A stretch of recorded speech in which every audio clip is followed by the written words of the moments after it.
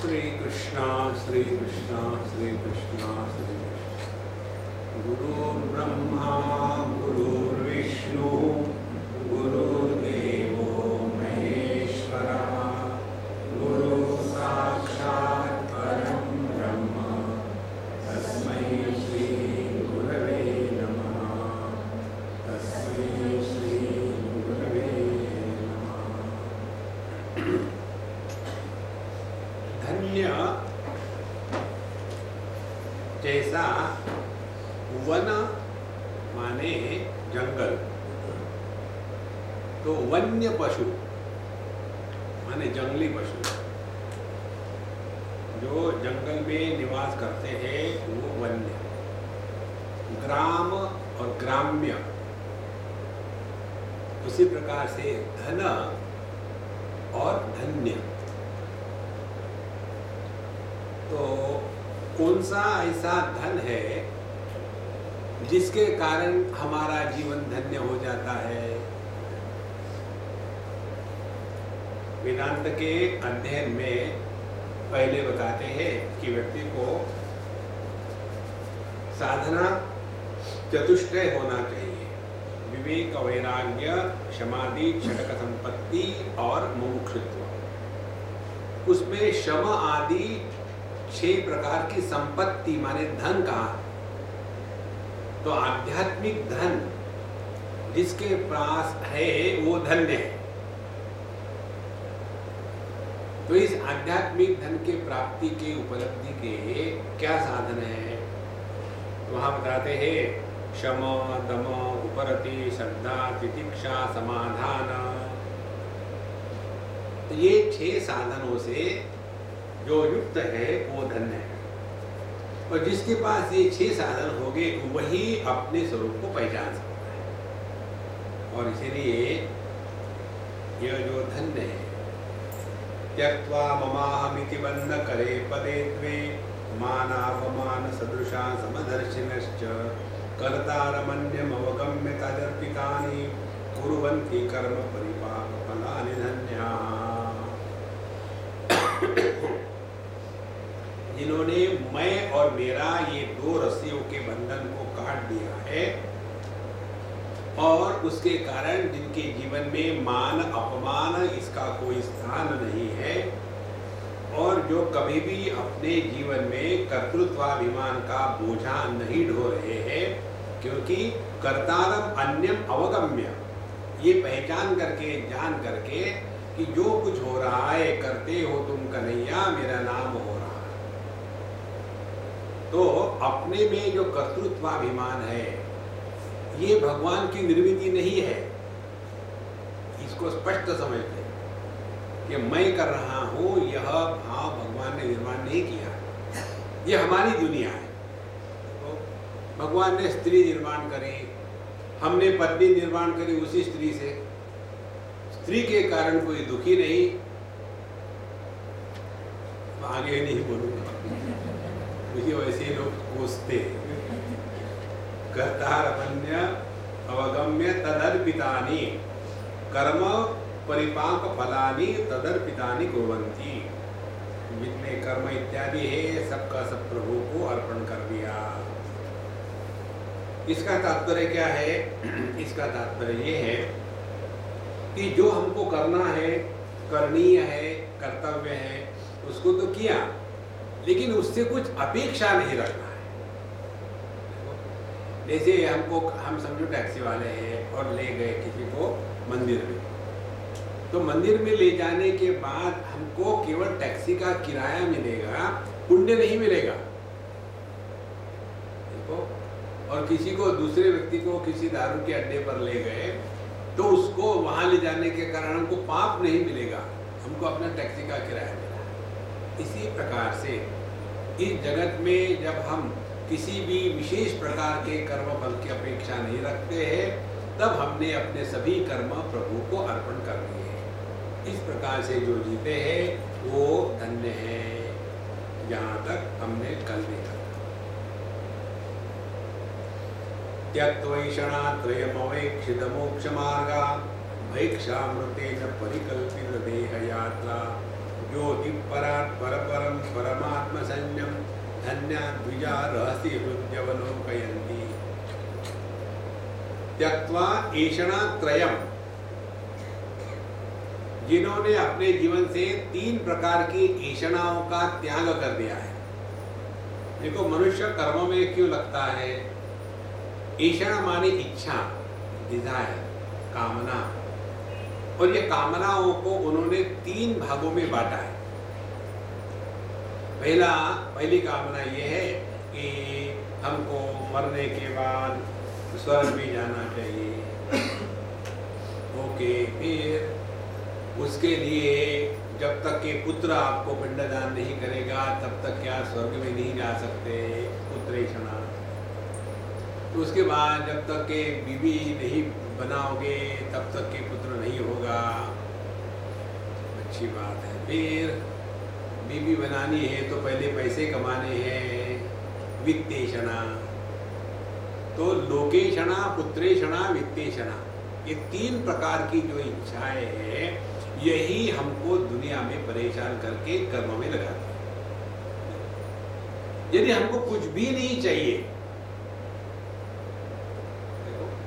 ना स्वर्ग में जाना है, ना नरक में जाने का डर है, ना बीवी चाहिए, ना बच्चे चाहिए, अपने में मस्त है, तो ऐसे व्यक्ति के मन में जिसमें किसी भी प्रकार की कामना नहीं है, तो उसके जीवन से कामना के जो रोग है वो प्रकट नहीं होंगे, कामना प्रकट नहीं होगी। क्योंकि हमारे माध्यम से कौन प्रकट हो रहा है, इधर ध्यान देना है। क्या हमारे माध्यम से श्याम प्रकट हो रहा है कि काम प्रकट हो रहा है? उस दिन हम कहीं बता रहे थे, हमको याद नहीं, हमारा फोन देख लिया सैमसंग नोट 2, तो हमको किसी ने पूछा, स्वामी जी आप भी सैमसंग रखते हैं? क्यों? तो हमने सोचा कि आप तो सादा फोन रखोगे। हमने कहा इससे सादा फोन कोई नहीं है। कैसे? इसका नाम क्या है? श्याम संग। हम तो श्याम के संग है, लेकिन इसका स्पेलिंग तो SAM है। वो लिखने वाला बंगाली है। बंगाली लोग जो होते हैं ना, वो स को श कहते हैं, तो श्याम संग। तो कोई भी इच्छा हमारे हृदय में नहीं। क्या हम श्याम संग है या काम संग है? तो त्यक्त्वा त्रयेष्णया, जिसने ये 3 प्रकार की इच्छाओं का त्याग कर दिया है, तो इच्छाओं के जन्म का कारण क्या है? यदि जन्म का कारण ही निकाल डालो तो इच्छा पैदा ही नहीं होगी। तो इच्छा के जन्म का कारण है 2-3 कारण है। पहला कारण, अपने आप को अपूर्ण कल्पित करना कि मैं अपूर्ण हूं। कल्पना ही है कि मैं अपूर्ण हूं। फिर दूसरी बात, यह जो जगत है उसको स्वयं से अन्य स्वीकार करना। तो अपने में अपूर्णता, जगत में अन्यता, ये दोनों का जब संगम हो जाता है तो इसका जो बच्चा पैदा होता है उसका नाम है कामना। यदि हमारे मन में अपने प्रति अपूर्णता का भाव नहीं हो, जैसे गहरी नींद में, सुषुप्ति अवस्था में हम में ये भाव नहीं होता कि हम अपूर्ण है। जब हम अपूर्ण है ये भाव नहीं होता तो इच्छा की संभावना ही नहीं है। और दूसरी बात, गहरी नींद में अन्य की प्रतीति नहीं होती। ये दोनों का अभाव होने के कारण सुषुप्ति अवस्था में किसी भी इच्छा का जन्म नहीं होता। और क्योंकि किसी इच्छा का जन्म नहीं होता, वहां दुख का नामो निशान नहीं है, आनंद ही आनंद है। तो ये यदि ये बात हृदय में समझ में आ गई, तब आप देखेंगे कि साधना क्या होगी। साधना होगी प्रजहाति यदा कामान सर्वान पार्थ मनोगतान। जब हम अपने अंतःकरण के कामनाओं को पूरा करना ये जो धंधा हमने लगा के रखा है इसको बंद करेंगे, क्योंकि बचपन से हमने यही तो किया है, दूसरा क्या किया है। बालस्तावत क्रीडा सक्तः, खेलने की कामना, जवान हो गए तरुणी रखता चक्कर की कामना, बुढ़े हो गए चिंता, पता नहीं मेरे पुत्रों का क्या होगा, मेरे बच्चों का क्या हो गया, क्या होगा, तुम्हारा क्या हो गया, सत्यानाश, वही उनका बनेगा। ये बच्चों को लेकर के दुखी होना इससे बढ़कर के बेवकूफी और कुछ नहीं। बच्चे वालों में कौन होते, पिछले जन्म के कर्जेदार, इस जन्म में आकर के एक एक पैसा सूद के साथ वसूल करेंगे, अब कहाँ भाग के जाओ। इसीलिए बच्चों को केवल हम देह मात्र देते हैं, उसमें रहने वाला देही, अपना कोई मतलब नहीं उससे। जहाँ जा रहा है वहाँ चले जाओ, हमारा सर मत खाओ। एक अम्मा है हमारी, उसकी लड़की की अब शादी हो गई, तो जब उसकी शादी नहीं हुई थी तो उस लड़के ने मुझे कहा कि स्वामी जी देखो मेरी माँ कैसी इर्रिस्पॉन्सिबल है। तो क्या हो गया? बोले कहती है कि बेटा क्यों शादी करते हो, मत करो शादी, शादी करके मैं कुछ नहीं हूँ, तो मैं तो चाहती हूँ कि तुम खुश रहो, काहे को शादी के चक्कर में पड़ती है। बोले ये कोई माँ होती है अपने लड़के को कहती शादी मत करो, सत्य किसी को नहीं अच्छा लगता। इसलिए ये तीन इच्छाओं का त्याग करने का तात्पर्य है, अपना जीवन किस दिशा में जा रहा है, इच्छाओं को पूरा करने में या इच्छाओं के परे जाने में। और ये समझदारी की बात है और कुछ नहीं है। तो जब आप देखेंगे, समझो आपने किसी वस्तु का त्याग कर दिया स्वयं हो करके, कई बार सिगरेट पीने वाले होते हैं ना, कई साल तक पीते हैं और फिर एक आध दिन छोड़ देते हैं, उस समय देखो उनका भाव क्या होता है, स्टॉप स्मोकिंग, माने बहुत बड़े तीर मारे।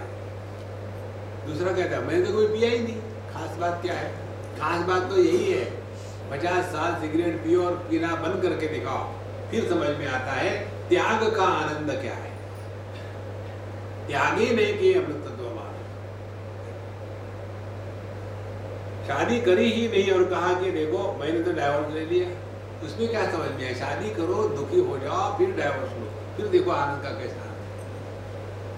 इसीलिए इस त्याग को समझना है। क्या समझना है कि ये दुनिया में कोई भी वस्तु कभी भी हमारी नहीं थी।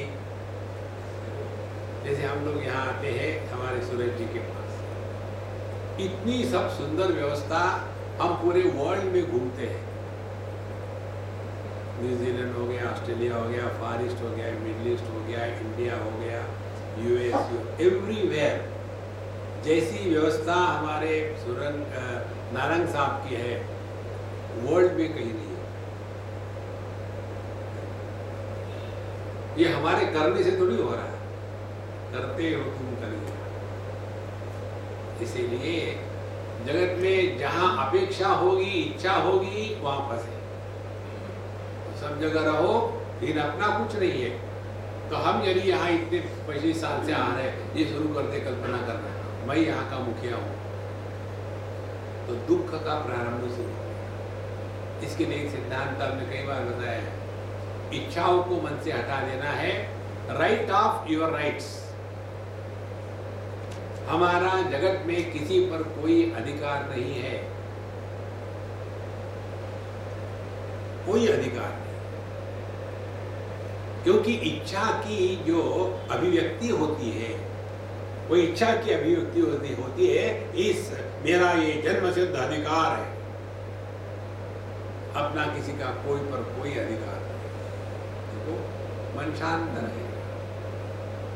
तो त्यक्त्वा क्षणात्रयम्, तो पहले अपने समझदारी से समझ लेना कि जिन जिन चीज़ों को हम इच्छा करते हैं, वो इच्छा क्यों होती है, क्योंकि हमने अपने आप को अपूर्ण समझा है।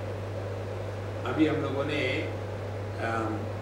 सनद सुजातीय का अध्ययन किया, उसमें मृत्यु की परिभाषा बताते हैं। पहले तो कहते हैं मृत्यु है ही नहीं, लेकिन आप मरने पर तुले हो तो सुन लो। तो मृत्यु किसको कहते हैं? दो चीजों को मृत्यु कहते हैं। पहला मृत्यु का अर्थ है अपने स्वरूप के विस्मृति को मृत्यु कहते हैं, और अपने स्वरूप की जो विस्मृति है यही महाघोर पाप है। अन्यथा संतम आत्मानम अन्यथा प्रतिपद्यते किम तेन न कृतम पापम चोरेण आत्म अपहारिणा। वह प्रश्न पूछते हैं सनत कुमार। हम है असल में सच्चिदानंद परमात्मा स्वरूप, लेकिन हमने अपने आप को देह मान लिया है। देह मान के चुप हो गए क्या? नहीं। फिर हमने अपने आप को पति मान लिया, पत्नी मान लिया, भाई मान लिया, बहन मान लिया, गुरु मान लिया, शिष्य मान लिया। तो ये जो सेकेंडरी है, गौण मैं है, यही हमको परेशान कर रहे हैं। माने जो नहीं है वो परेशान कर रहे हैं। तो हमारी स्थिति कैसी है? देखो अंधकार में जो है ना, उधर से भूत आ रहा है और हम घबरा रहे हैं। जो है नहीं उसके कारण घबरा रहे हैं। तो ये जो समझदारी है इसको ठीक करो। हमने मृत्यु को जीत लिया, हमने अपने आप को अपूर्ण समझा, इच्छा का जन्म हो।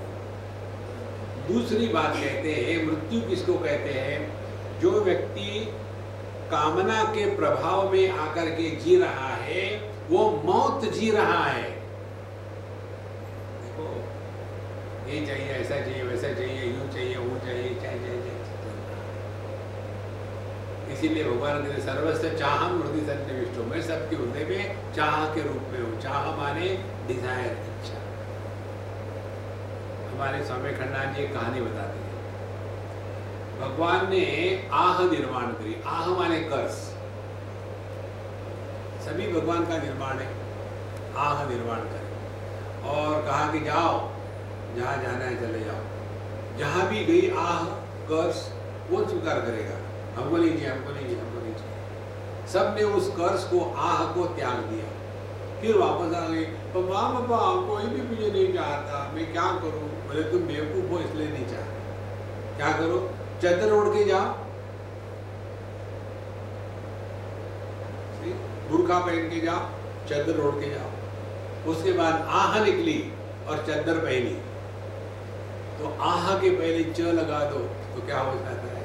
चाह। ये चाह जो है यही इच्छा है, और इसी फिर ये इच्छा हर एक चाहने लग गया। तो ये जो चाह है यही आह है, और ये आह जिसको लगती है वो जिंदा कहाँ है? वो तो मरा हुआ है। तो त्यक्त्वैषणात्रयम्, तो ये कामनाओं का त्याग कर दिया। इसीलिए अध्यात्म का तात्पर्य अपने स्वरूप में निष्ठा प्राप्त करना। हम इस जगत में जो आए हैं ना, उद्धरेदात्मनात्मानम नात्मानम अवसादे। हम केवल अपने उद्धार के लिए आए हैं। बाकी दुनिया जहाँ है वहाँ रहने दो, और जैसे नजदीक आई दुनिया भागो। त्यक्त्वैषणात्रयम् अवेक्षित मोक्ष मार्गाः।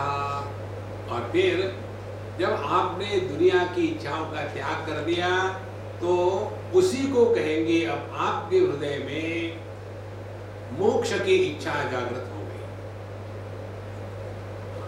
अनात्म चिंतन के अभाव को कहते हैं आत्मचिंतन का प्रारंभ। क्योंकि मन तो इच्छा करेगा ही, विचार आएंगे ही, लेकिन अब जगत के किसी भी वस्तु व्यक्ति को लेकर के अब मन में वृत्तियां नहीं उठती, तो फिर मन क्या कहे? ठीक है, दुनिया नहीं तो नहीं, तुम कौन हो? कष्ट हमको, हम फिर शुरू हो गया कि मैं कौन हूँ, कहाँ से आया हूँ, किस लिए आया हूँ, मेरा स्वरूप क्या है। तो अवेक्षित मोक्ष मार्गा, फिर उन्होंने दुनिया के प्रति जो आकर्षण का त्याग कर दिया तो अपने आप मोक्ष मार्ग पर लग गए। और मोक्ष मार्ग पर रहने का तात्पर्य क्या? भैक्षामृतेन परिकल्पित देह यात्रा।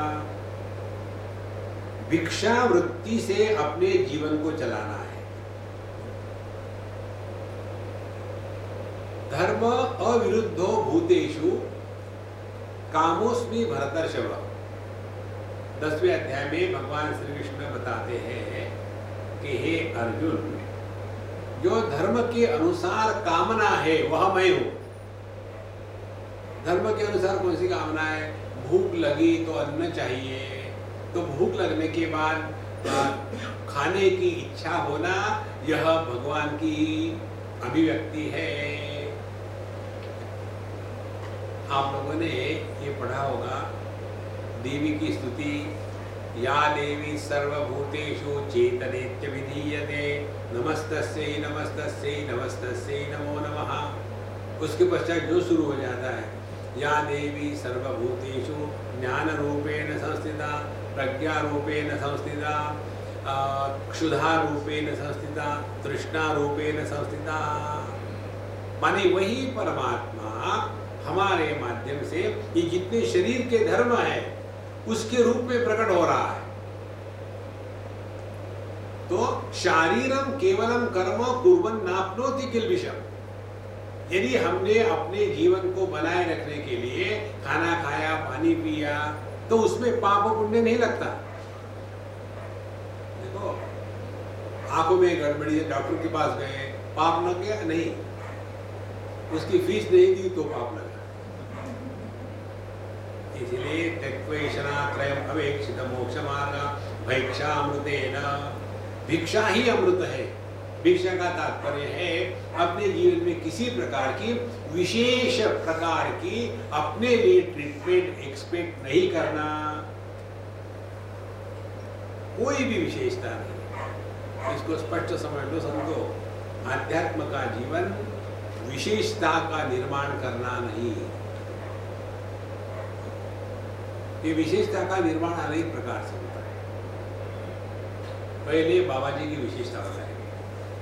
बाबा जी माने क्या? बाबा जी माने उनको बैठने के लिए अलग से चाहिए, उनको सबके साथ बैठ के खाना नहीं खा सकते, उनको है तो बाबा जी लेकिन लाइन में लग करके खाना नहीं ले सकते, उनके लिए चंदन का टेबल होगा, सोने की थाली होगी, ताकि वो खाते खाते सो जाए। तो ये विशेषता अध्यात्म नहीं है। ये बाबा जी की बात होगी। अब बाबा जी के भक्तों की बात, inner circle, super inner circle, ये अंतरंग भक्त है। अंतरंग माने अंदर में रंग चढ़ा हुआ है। देखो संतो, विशेषता निर्माण न करें। वही विशेषता की अनेक हमारे अनुभूतियां एक आपको बताएंगे। एक हमारी अम्मा थी, अब पता नहीं कहाँ है आजकल, बहुत पुरानी बात है, तो मुझे हमेशा की तरह याद नहीं रहता था। तो कई बार दो बार मुझे खाना खाना पड़ता था। इसको भी हाँ कह दिया, उसको भी हाँ कह दिया। तो एक अम्मा ने कहा, स्वामी जी मैं आपकी परेशानी समझती हूँ कि आप इतने व्यस्त रहते हैं, तो आपके भिक्षा का अकाउंट रखने का काम मैं करूँगी। ठीक है, करो। आप सुनो। फिर 1-2 महीने के अंदर ही वो सबसे अपने आप को अलग समझ गया। फिर कोई स्वामी जी को खाना खाने को बुलाना है, नहीं स्वामी जी फ्री नहीं है। एक बार हो गया, 2 बार हो गया, तो एक व्यक्ति ने मुझे, स्वामी जी अब हमारे यहाँ खाना खाने आइए, ऐसा प्रसंग है। हमने कहा आएंगे, लेकिन उन्होंने ना कहा। उस दिन मुझे अच्छा माने मैं जी रहा हूँ उसके कहने के अनुसार। देखो, फिर मैंने कहा कि अम्मा अब तुम्हारा टेक्निक मुझे समझ में आ गया है, अब तुम इस काम से सेवानिवृत्त हो। देखो, जहां आपने स्वयं को विशेष रूप से स्वीकार किया, आपका आध्यात्म में अधःपतन हो गया। कोई विशेषता नहीं। एक सामान्य रहो। जहां विशेषता का बोझा ढोएंगे, समझ लेना हम संसार में फंस रहे हैं। और इस विशेषता को हटवाने के लिए ही साधु संत हमारे साथ वैसा वैसा व्यवहार करते हैं, विशेषता निर्माण करने के लिए नहीं। इसीलिए भिक्षामृतेन, भिक्षा माने क्या, जे ही विधि राखे राम ते ही विधि रहे। तो विशेषता की आवश्यकता नहीं। परिकल्पित देह यात्रा, जब तक के ये देह है तब तक के इसके देखभाल करो और इसके माध्यम से परमात्मा को प्रकट होने का मौका दो, उस पर थोड़ा रहम करो। अच्छा महाराज, ज्योति ही परात् परतरम परमात्म संज्ञम हृदि अवलोकयन्ति। ज्योति ही परात् परतरम, एक तो ज्योति होती है दुनिया के विषयों को प्रकाशित करने वाली अपनी इंद्रिय ज्योति, रूप रंग को प्रकाशित करने वाली नेत्र ज्योति, शब्द को प्रकाशित करने वाली श्रवण ज्योति, एक ये ज्योति। दूसरी ज्योति है जिसको ये ज्ञान हो रहा है, मैं जानता हूँ मैं नहीं जानता हूँ, ये दूसरी ज्योति, ज्योति ही परात् परतरम। और तीसरी वो ज्योति है जो भाव अभाव इन दोनों के परे है, किसी का विरोधी नहीं है। ये जो प्रकाश आपको दिख रहा है ना, ये जो प्रकाश है, ये प्रकाश अंधकार का दुश्मन है। देखो, तो ये जो ज्योति है ये किसी का दुश्मन नहीं है, प्रकाश को भी प्रकाशित करती है और अंधकार को भी प्रकाशित करती है, ज्ञान को भी प्रकाशित करती है और अज्ञान को भी प्रकाशित करती है। इसीलिए परात् परतरम माने इसको प्रकाशित करने वाला कोई नहीं। इंद्रिय ज्योति, इंद्रियों को प्रकाशित करने वाली, मन की ज्योति, मन को प्रकाशित करने वाली यह अंतिम ज्योति। और यह ज्योति जो है हृदि अवलोकयन्ति, अपने हृदय में इसका अनुभव करते हैं। इसी को कहते हैं परमात्मा संज्ञम। संज्ञा माने नाम, इसी का नाम है परमात्मा। तो परमात्मा को अपने हृदय में अनुभव करना, ध्यान से सुनना। यदि हमने अपने इंद्रियों का दुराग्रह और तादात्म्य त्याग नहीं दिया और उसके साथ इंद्रिय मन बुद्धि का तादात्म्य बना है और उस तादात्म्य के साथ हम अपने हृदय में भगवान का दर्शन करने का प्रयत्न कर रहे हैं, तो क्या प्रयत्न होगा? वहाँ भी भगवान की मूर्ति चाहिए, वहाँ भी भगवान के बांसुरी से आवाज आ रही है, वहाँ भगवान के दिव्य पुष्पों की सुगंध आ रही है। जिन अनुभूतियों में शब्द स्पर्श रस रूप गंध रूप रंग इत्यादि का महात्म्य होता है, इसका सरल अर्थ ये है कि अभी हम अपने इंद्रिय तादात्म्य से छूटे नहीं हैं, उसमें फंसे हैं। इसके लिए सिंपल समझ लो, आप हो, अपना जो होना है, अपने होने को क्या हम ऐसा कह दें, हाँ है, सुगंध तो आ रही है, सुगंध नहीं है, तुम्हारे देह की डर्टी स्मेल है, अच्छा वही है। महाराज, अपना होना जो है यह शब्द स्पर्श रूप रस गंध इन 5 प्रकार के गुणों से परिच्छिन्न नहीं रहता। उसके बाद मन के द्वारा हम है क्या, हाँ बड़े सेंटिमेंटल है, कोई हमको पहचानता ही नहीं, everybody misunderstands me, I don't know what is wrong with the world. Everybody misunderstands. तो हम जो अपने आप को पहचानते होना, ये कोई मन के माध्यम से नहीं है। इसी प्रकार से हम जो अपने आप को जानते हैं, कोई कंसेप्ट नहीं है। परमात्मा परम दयालु है, अनंत है, केवल शब्द मात्र, उसका अर्थ नहीं प्रकट हो रहा, it is not a concept. तो वो परमात्मा माने वह अनुभूति जिसमें इंद्रियों का, मन का, बुद्धि का व्यापार न होते हुए भी अनुभव बना रहता है, उसको कहते हैं परमात्मा का दर्शन।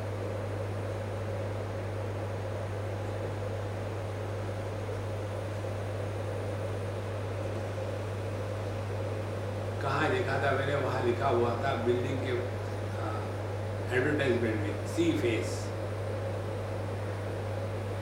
तो बुकिंग हो गया और वो था पहाड़ों में, ये कहाँ सी फेस है? उसने उस बिल्डिंग के सामने एक बड़ा सी दिया, फेस द सी। इसी प्रकार से हाँ, भगवान का दर्शन हो गया। भगवान आए थे लेकिन वो अपना दुपट्टा छोड़ के चले गए, मैं ढूंढ रही हूँ, भगवान दुपट्टा रहेगा ले लो, इन चक्कर में मत पड़ना। ये सब केवल मानसिक विकृतियां हैं। ज्योति परात् परतरम परमात्म संयम धन्या द्विजा रहसी। ऐसे द्विज, द्विज माने दो प्रकार के जन्म होते हैं, द्विज दूसरा जन्म। माता पिता के कोख से हम जन्म लेते हैं,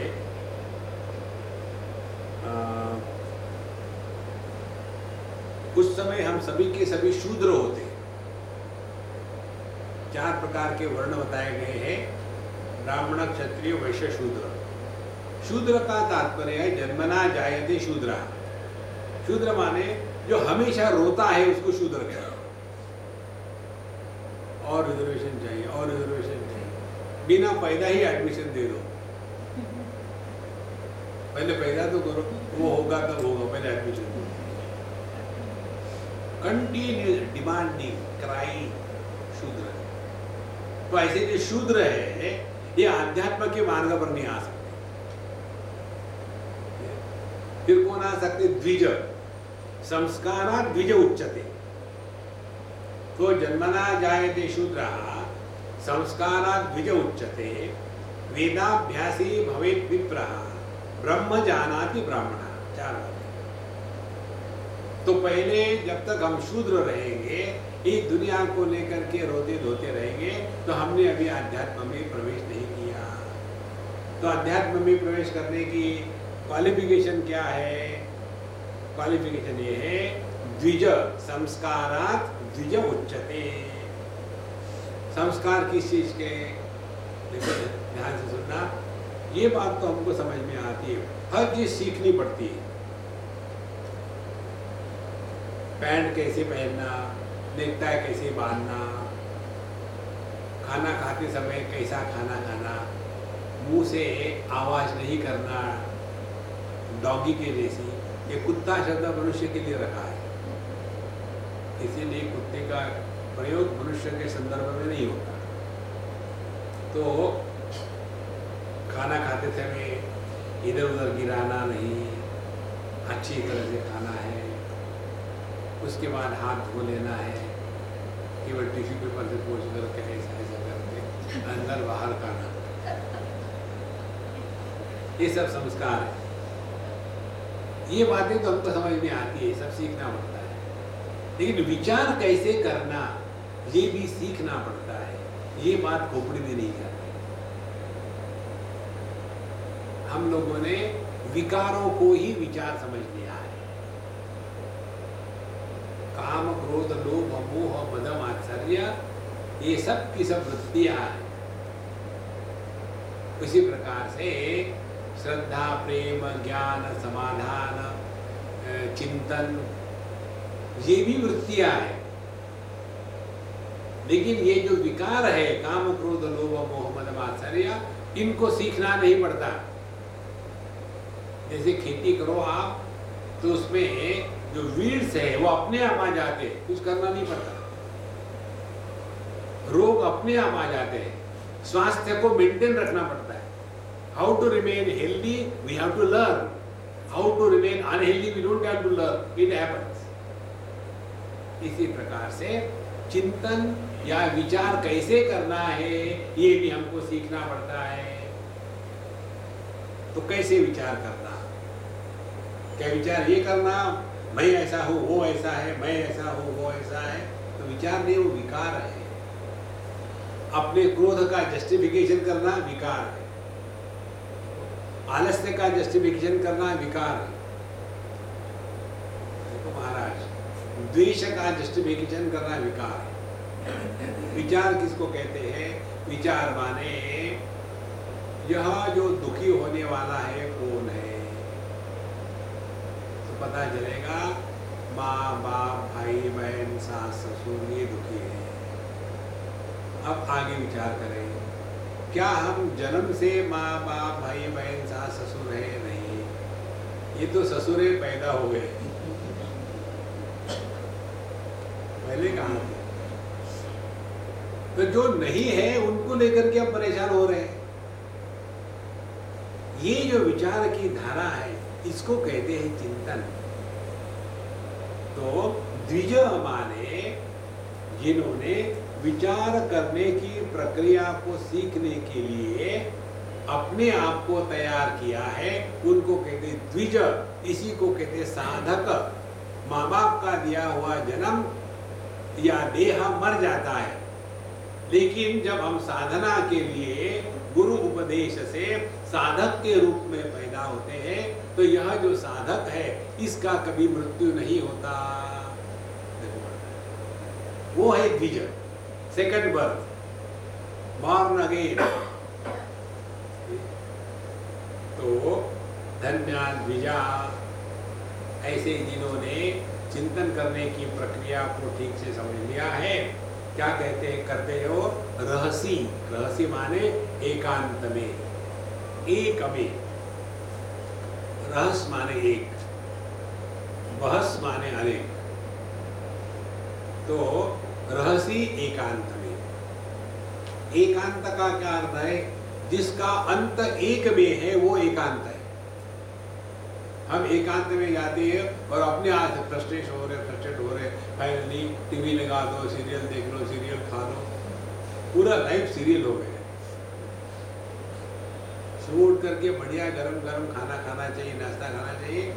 वो डेड बॉक्स में से वो मरे हुए प्लास्टिक के पीसेस के जैसे वो सीरियल्स पड़ते हैं, उस पर फ्रिज का ठंडा दूध, और खाने वाला भी वैसे ही राम का।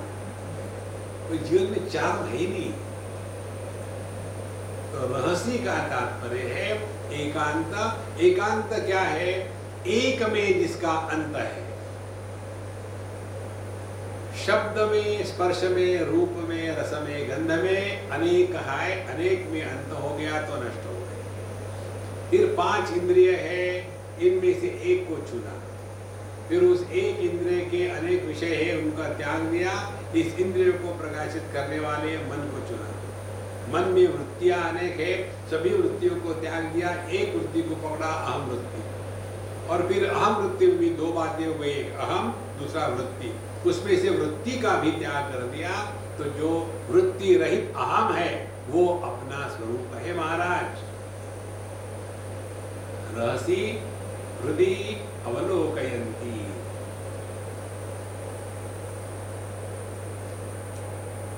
देखो, ध्यान की प्रक्रिया एग्जैक्टली वैसी ही है जैसे हम सोते हैं। जो सोने में माहिर होते हैं उनके लिए सोने की व्यवस्था या विशेषता, जगह इत्यादि की आवश्यकता नहीं। लोकल में भी खड़े खड़े, ये क्या है? ये मोबाइल मेडिटेशन। कितने सहज सो जाते हैं।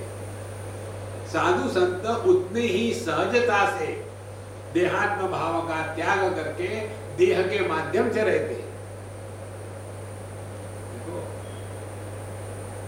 जो कुंभकर्ण की औलाद है उनको सोने के लिए कोई विशेषता नहीं है, कहीं भी लड़ गया। इसी प्रकार से जो अपने स्वरूप में निष्ठावान है उनको बाहर का कोई चक्कर नहीं, क्योंकि उन्होंने सीक्रेट पकड़ लिए। नींद वालों की सीक्रेट क्या है? उनको पता है जब तक मैं हूँ तब तक नींद है। तो हम यदि यहाँ सोएंगे बस में, लोग क्या कहेंगे? उनको पता है कि मैं ही नहीं तो लोग कुछ भी क्या फर्क पड़ता है, फिर सत्संग क्यों ना रहे। तो ये नींद की जो प्रक्रिया रोज हम करते हैं उसी को ठीक से समझ करके ध्यान के लिए बैठे। तो नींद में जब तक के मैं का प्रयत्न है तब तक के नींद नहीं। जहां मैं का प्रयत्न खत्म हो गया, नींद प्रारंभ हो गई और नींद में मैं नहीं रहता। इसी प्रकार से ध्यान की प्रक्रिया में जब तक के मैं ध्यान कर रहा हूं और ध्यान क्रिया है तब तक के ध्यान लगेगा नहीं। लेकिन जब आप ध्यान देने लगोगे, ध्यान देने लगो तो धीरे धीरे मैं गायब हो जाता है। और एक बार ये मैं गायब हो गया, उसके बाद डर डर के जीने की आवश्यकता नहीं। देखो, जैसे एक बार आपने तैरना सीख लिया तो तैरना सीखने के बाद दूसरे बार फिर पानी में डूबने का डर नहीं लगता। इसी प्रकार से ये अपने स्वरूप को एक बार मात्र पहचानना है, उसके पश्चात किसी भी अवस्था में किसी भी व्यवहार में मैं प्रकट नहीं होगा। नैव किंचित करोमीति युक्तो मन्येत तत्त्ववित्।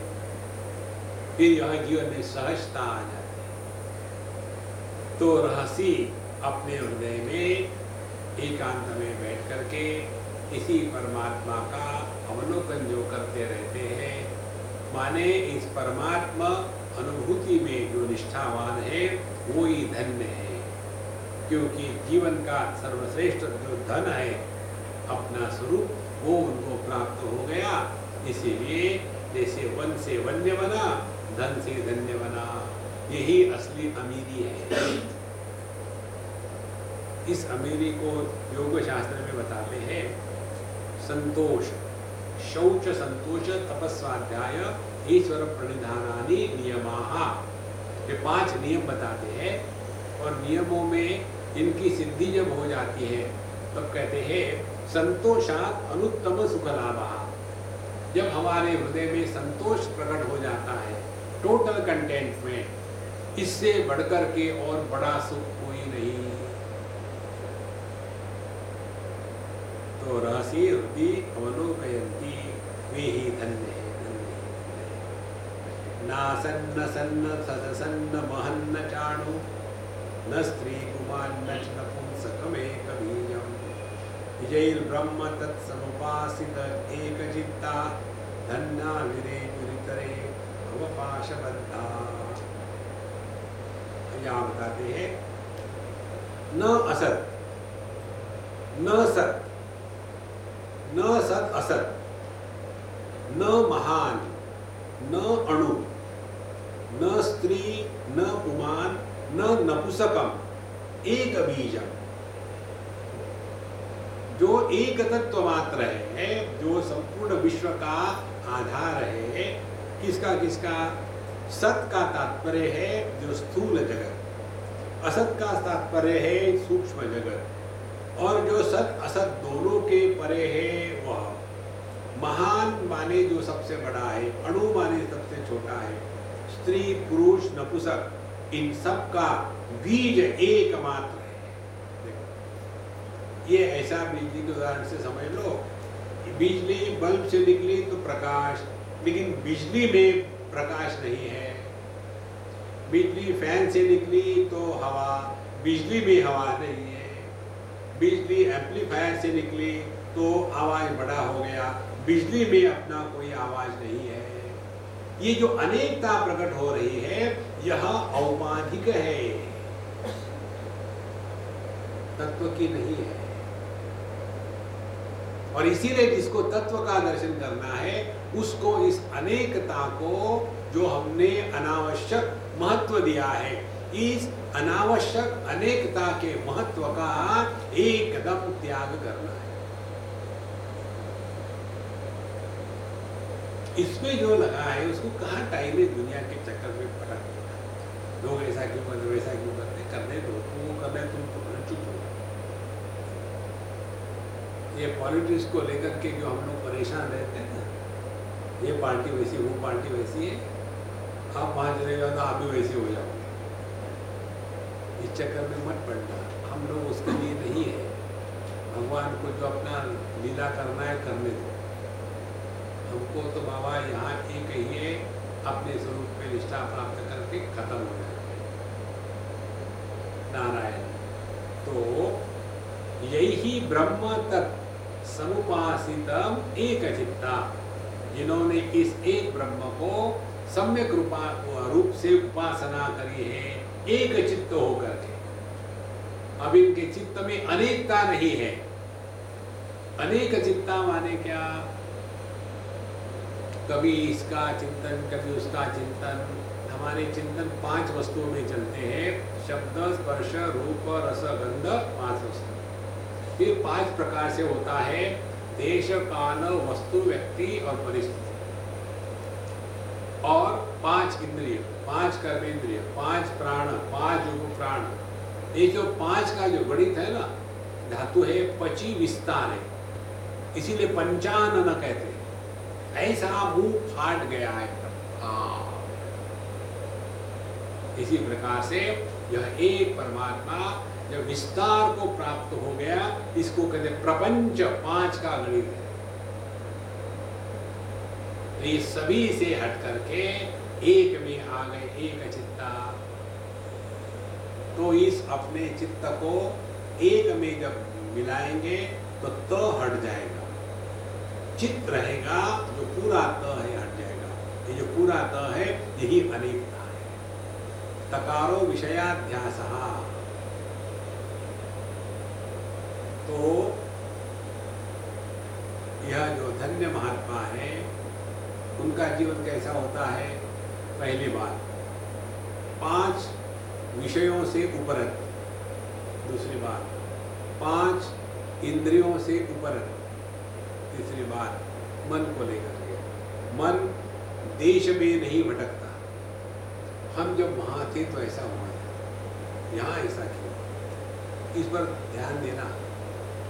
जैसे हम लोग अभी आए वहाँ से उत्तराखंड से, उसको उत्तराखंड कहते हैं। Uttaranchal is correct, Uttarakhand is wrong, लेकिन नेशनल मिस्टेक इज एक्सेप्टेड। तो वहाँ से अब यहाँ आ गए, यहाँ आराम से रहो, भगवान का नाम लो, कंटिन्यू वही बातें चलती होगी। हम वहाँ थे, हम क्या बताए आपको, चावल सबसे था, हम डर रहे थे, पता नहीं हम आ पाएंगे कि नहीं, और हम नहीं आएंगे तो मुंबई का क्या होगा। बड़ी विस्तार, जहाँ हम हैं वहाँ हम कभी नहीं रहेंगे। साधना यही है, नहीं तो वही चक्कर में मन देश में भटक रहा है, फिर काल में भटक रहा है। समझो कुछ घटना हो गई, हमको याद है, और जब 1956 की बात है, हम 56 बार नीचे गिरे थे, काल में भटक गए। फिर वस्तु में भटक गए, किसी भी वस्तु को देखो, इसको देख के उसकी याद है, तुमको देख के मुझे वो टुनटुन की याद है। देश काल वस्तु व्यक्ति, आप धन्य हो महाराज, आपके ही जैसे महात्मा गांधी हो। नहीं नहीं नहीं, क्यों मजाक कर रहे? नहीं, मैं बालों से कह रहा हूँ। देश काल वस्तु व्यक्ति परिस्थिति। अंग्रेज थे तब अपना देश ठीक चल रहा था, अब देखो क्या बुरा हाल है। कहते स्वातंत्र, किसको स्वातंत्र? ऐसे लगता है कि फिर आंदोलन आना चाहिए।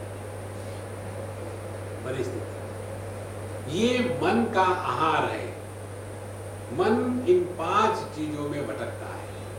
तो यहाँ जब कहते हैं कि यही ब्रह्म, जिसके कारण इन सब की सत्ता है, यदि ये नहीं तो किसी की सत्ता नहीं, यदि मन नहीं है तो देश काल वस्तु व्यक्ति परिस्थिति नहीं है। और ये हम सब जानते हैं, इसीलिए अपने मन को जबरदस्ती से सुला देते हैं। ये माताएं देखती है ना, बच्चे परेशान कर रहे हैं क्योंकि इसको नींद आ रही है, बच्चे को पता नहीं, या माँ को कुछ काम करना हो तो ये माताएं क्या करती है, उस बच्चे को गोद में ले करके जोर से मारती है, कहते हैं कि नहीं नहीं मैं उसको सुला रही हूँ, कुछ नहीं, ढां ढां ढां, और ऐसी भयानक आवाज है, बच्चा सोचता है सोना अच्छा है,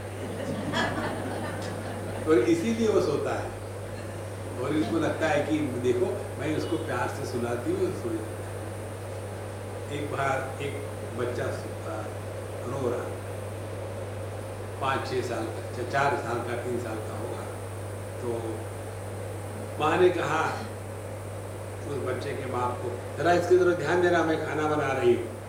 और बच्चा भोले बाबा था, फिलोसोफर था, पुस्तकें पढ़ते रहता था वेदांत की।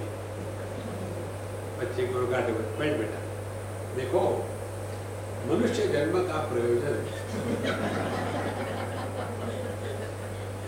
2 मिनट में बच्चा चुप हो गया। तो जैसे मम्मी आई, इतना जोर से रो रहा था, इनके पास जाके 1 मिनट में कैसे शांत, क्या हो गया, तो आके देखती है बच्चा शांत है। तो उन्होंने कहा तुमने क्या किया इसको, कि मारा तो नहीं? बोले नहीं मारा। जैसे ही माँ को देखा बच्चा फिर रोने लग गया, और मम्मी ले जाओ मुझे, ले जाओ मुझे। तो मम्मी ने क्या बेटा क्या हो गया, तुम क्यों चुप हो गए थे? मम्मा कुछ बोल रहे थे। वेदांत तो बोलने से आदमी चुप हो जाता।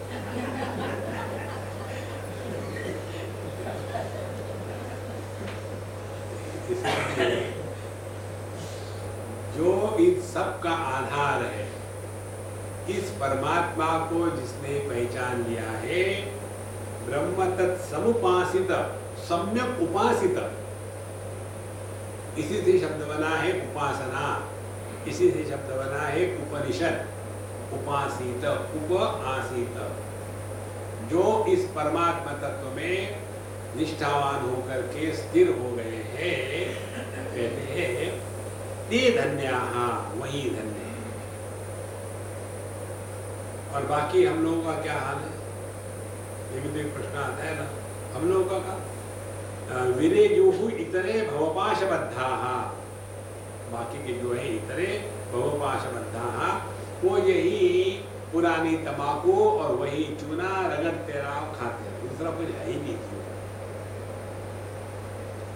और इसके कारण मालूम है क्या हो जाता है, जब आपके जीवन में रस खत्म होने लग जाता है, किसी भी चीज में रस नहीं लगता, अब तो सामने ऐसे लगता है कि मर जाओ, देखो मरो, लेकिन मेरे घर में मत, वहां जाके।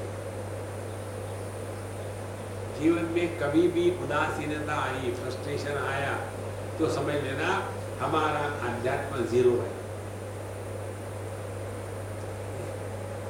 अध्यात्म में विचरण करने वाले व्यक्ति के जीवन में कभी भी फ्रस्ट्रेशन नहीं आता।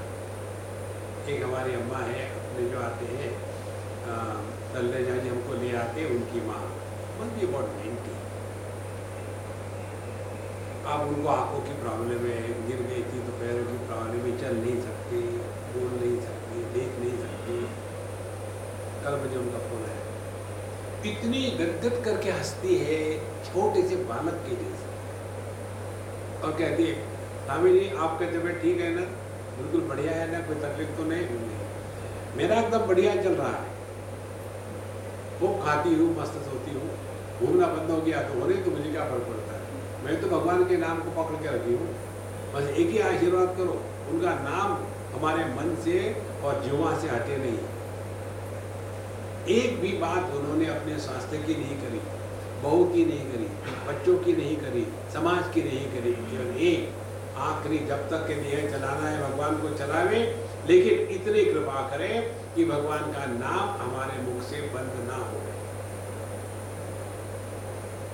नॉर्मली बूढ़े लोग सोचते हैं कि हमने इतना आध्यात्म किया क्या किया, और दुनिया भर की कंप्लेन, अरे यार ये दुनिया ऐसी ही है। ये कष्ट हमको देने का एक ही कारण है, जिसके कारण हमारे मन में वैराग्य उत्पन्न हो जाए। देखो, भगवान जिनको डायबिटीज देता है उसका कारण उसके मन में से मिठास के लिए वैराग्य उत्पन्न हो।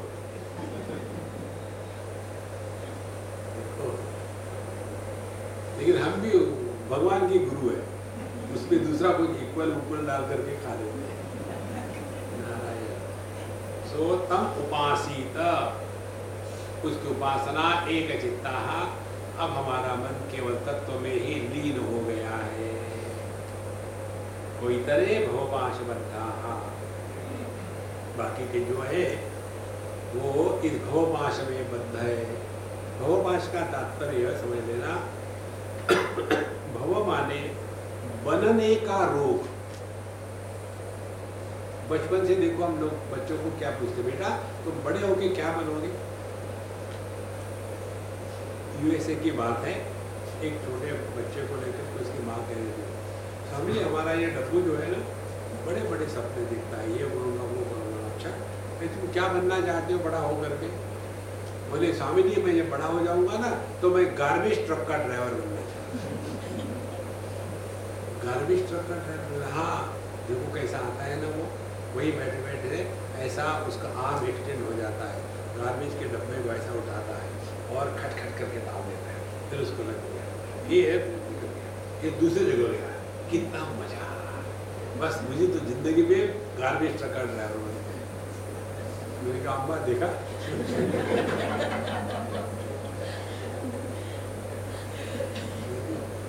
फिर थोड़ा सा निकल जाता है, गार्बेज ट्रक निकल गया, फिर मुझे स्पाइडरमैन बनना है। पूरे जिंदगी में ये बनने का जो रोग है इसी को कहते हैं भवबंध, बनने का बंधन। तो पहले हम ये थे, फिर हमको ये बनना है, फिर पढ़ाई पढ़े लिखे बनना है, बन गए। फिर हमको अभी नौकरी अच्छी मिल करके ये करना है, बन गए। उसके बाद शादी करनी है, पति बन गए। उसके बाद बच्चे नहीं हुए तो प्रॉब्लम, हुई तो प्रॉब्लम। फिर भी बच्चों लोग को लेकर के दुखी बनना है। देखो महाराज, ये बनने का जो रोग है यही है भवपाश बंधा। यही विधि राखे राम, इसको समझ लो संतो, जीवन का एकमात्र लक्ष्य है। पिछले बार गए थे ऋषिकेश, वहाँ के एक फैमिली को मिले, ऐसे ही वो आके हमको गंगा जी के किनारे मिले। तो स्वामी जी आप यहाँ कैसे? हमने ऐसे घूम गए। तो बोले स्वामी जी हम लोग यहाँ दक्षिणी कमल था, साउथ इंडियन, इसलिए हम लोगों ने, हमारे पास पैसे वैसे सफिशिएंट है, तो रिश्तेदारों के चक्कर में रहने के स्थान पर हमने ये निर्णय ले लिया है, हमको महीने की जितनी कमाई है रहने के लिए काफ़ी है, बच्चों का चक्कर नहीं है। तो हमने यहाँ किराए पर ले लिया है मकान, बढ़िया मकान है, सस्ते में है। उनको भी कोई चाहिए था उनका मकान देखने के लिए, और हमको भी रहने के लिए चाहिए था। दोनों की सलाह हो गई, हमने कहा हम फ्री नहीं रहेंगे तो टोकन देते, 1 रुपया महीने का किराया, और यहाँ अपना खाना खुना बनाते हैं, सत्संग करते हैं, घूमते हैं, मस्त रहते हैं, कोई चिंता ही नहीं। तो जीवन चिंता मुक्त तभी हो सकता है कि जब आपको कुछ बनना नहीं है। कुछ भी बनना हो तो चिंता लगेगी, इसीलिए भवपाश बद्धा। और जो धन्य है विरजेयु, विरेयु माने वो अपने मस्ती में रहते हैं, वही अपने जीवन को सुशोभित कर रहे हैं, उन्होंने अपने जीवन को कृतकृत्य किया है। इस प्रकार से यह जो अपना स्वरूप है उसको ग्रहण करना, यही आध्यात्मिक साधना है। अज्ञान पंक परिपक्वमपेतसारं दुःखालयं मनोजन्म जरावसक्तं संसारबन्धमनित्यमवेक्ष धन्या ज्ञानासिना तदवशीर्यं विनिश्चयन्ति। इसको हम कल देखेंगे। ओम पूर्णमदः पूर्णमिदं पूर्णात्